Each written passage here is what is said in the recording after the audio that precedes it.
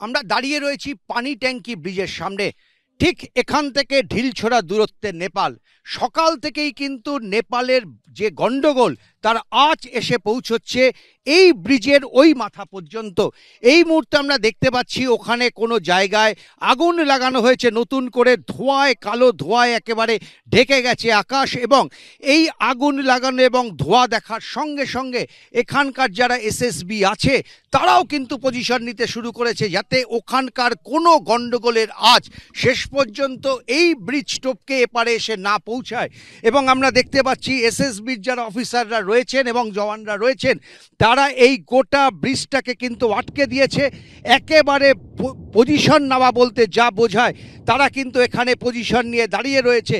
গতকাল থেকে এই নেপালের বিভিন্ন জায়গায় এখানে আগুন ধরানো হয়, উত্তপ্ত হয়, সরকারি সম্পত্তিতে আগুন ধরানো হয়েছিল।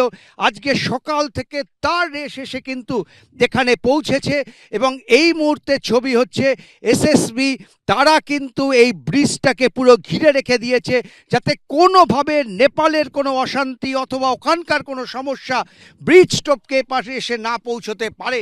ফলে সতর্ক এখানকার এসএসবি এবং কাউকে নেপালে যেতে দেওয়া হচ্ছে না এবং এমনকি নেপাল থেকেও এদিকে কাউকে আসতে দেওয়া হচ্ছে না।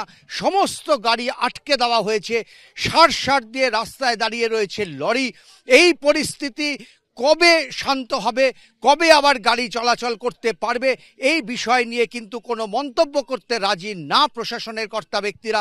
তবে কড়া সতর্কতা এবং নজরদারি চালানো হচ্ছে যাতে কোনো অশান্তির আঁচ, নেপালের কোনো অশান্তির আঁচ ভারতে এসে না পৌঁছায়, এই সীমান্তে এসে না পৌঁছায়।